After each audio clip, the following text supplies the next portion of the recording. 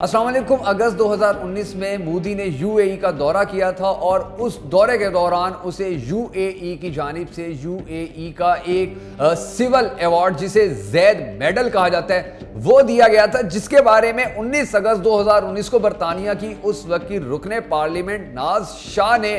You اے ای کو ایک خط لکھ کر کہا تھا کہ یہ ایوارڈ دینے کے فیصلے پر آپ اپنی نظر ثانی کیجئے، آپ کیا کر رہے ہیں، یعنی کہ مسلمانوں کے ساتھ اتنا ظلم کرنے والے کو آپ اتنا بڑا ایوارڈ دے رہے ہیں۔ اور جب یہ ایوارڈ دیا گیا تھا تو محمد صادق سنجرانی نے بھی پھر یو اے ای کا دورہ کرنا تھا اور انہوں نے اپنا یو اے ای کا جو دورہ تھا وہ کینسل کر دیا تھا۔ پاکستان کے اس کے بعد جو تعلقات ہیں یو اے ای کے ساتھ وہ مزید بہتر نہیں رہے، یعنی کہ وہ مزید ڈاؤن ہوتے گئے، اور اب صورتحال یہ آن پہنچی تھی کہ عوام یہ سوچنے پر مجبور ہو گئی تھی کہ کہیں وہاں جو مزدور ہمارے کام کر رہے ہیں وہ مزدور وہاں پر یہ نہ ہو کہ ان مزدوروں کو واپس بھیج دیا جائے۔ مگر ثم الحمدللہ اللہ تعالیٰ کا لاکھ لاکھ کروڑ شکر ہے کہ پاکستان کی جو ہماری خارجہ پالیسی ہے وہ اتنی کامیاب جا رہی ہے، اتنی کامیاب جا رہی ہے کہ ایک ایسا ملک کے جو مکمل طور پر امریکہ، یہودیوں اور بھارت کے ہاتھ میں آ چکا تھا، اب وہ ملک آہستہ آہستہ دوبارہ اسلامی ملک پاکستان کی طرف لوٹ رہا ہے۔ پاکستان کا دوست رہا ہے بہت طویل عرصے تک، پاکستان کے اس پہ بہت زیادہ احسانات بھی ہیں، انہوں نے بھی پاکستان کا بہت مشکل وقت میں ساتھ دیا تھا، تو وہ ملک آہستہ آہستہ پاکستان کے دوبارہ قریب ہوتا جا رہا ہے۔ اور میں آپ کو تھوڑی سی ہسٹری بھی بتاؤں گا کہ یہ ملک دور کس طرح جاتا رہا، اس نے کون کون سے اقدامات کیے تھے کہ جن کی وجہ سے پاکستان کے اس سے فاصلے جو ہیں وہ مزید بڑھتے چلے گئے تھے، اور اب جو انہوں نے ایک بڑی ڈیولپمنٹ کی ہے یو اے ای نے پاکستان کے حوالے سے وہ بھی میں آپ کو بتا دیتا ہوں کہ شاہ محمود قریشی جو آج کل یو اے ای اور مختلف اور علاقوں کے دورے یا ان کے جو وہاں کے سفیر ہیں ان کے ساتھ ٹیلی فونک رابطے وغیرہ کر رہے ہیں، تو ان کی بڑی کامیاب خارجہ پالیسی چل رہی ہے، اور ان کی ابو ظبی کے اندر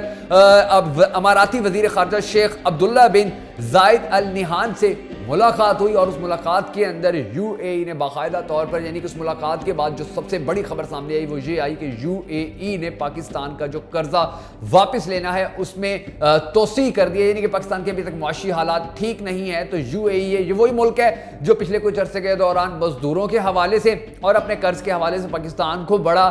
یعنی کہ پریشرائز بھی کرتا رہا ہے۔ سعودی عرب اور یہ دونوں ممالک جو ہیں یہ پاکستان کو اس حوالے سے بڑا پریشرائز کرتے رہے تھے، دباؤ دیتے رہے تھے، مگر الحمدللہ اب جو ان ممالک کے ساتھ تعلقات ہیں وہ مزید بہتر ہوتے چلے جا رہے ہیں، اور اللہ کرے، اللہ سے ہم سب کو یہ دعا کرنی چاہیے کہ امت مسلمہ جتنی بھی ہے وہ ساری جلد از جلد کفار کے مقابلے میں متحد ہو جائے۔ اگر آپ بھی اس دعا میں شامل ہونا چاہتے ہیں تو کمنٹ باکس میں آمین ضرور لکھ دیجیے گا۔ میں آپ کو تھوڑی سی ناظرین ماضی میں لے چلتا ہوں کہ جہاں میں آپ کو بتاتا ہوں کہ انہوں نے کس طرح پاکستان کے ساتھ تعلقات جو بہتر تھے ان کو جان بوجھ کر خراب کیا تھا۔ انہوں نے، آپ جانتے ہوں گے، پچھلے کچھ عرصے کے دوران یہودیوں سے امن معاہدہ کیا جو سب سے بڑا، یعنی کہ ایک اس طرح کہہ لیں کہ ایک بہت بڑی چینج تھی دنیا کے حالات کے اندر کہ ایک اسلامی ملک جو ہے وہ اس طرح اتنا امیر ملک، اتنا اہم ملک کھلے عام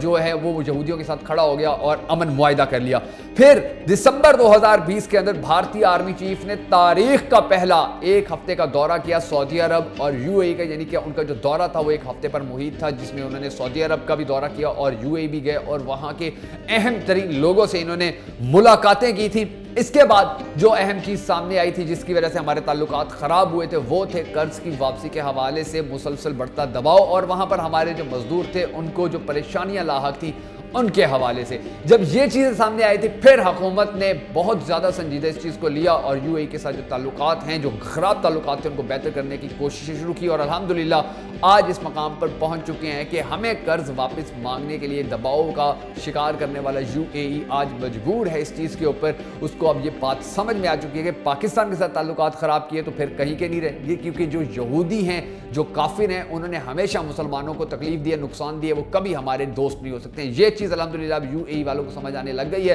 اور اب وہ دوبارہ آہستہ آہستہ پاکستان کے ساتھ کھڑے بھی ہو رہے ہیں اور پاکستان کو بہت زیادہ ریلیف بھی دے رہے ہیں۔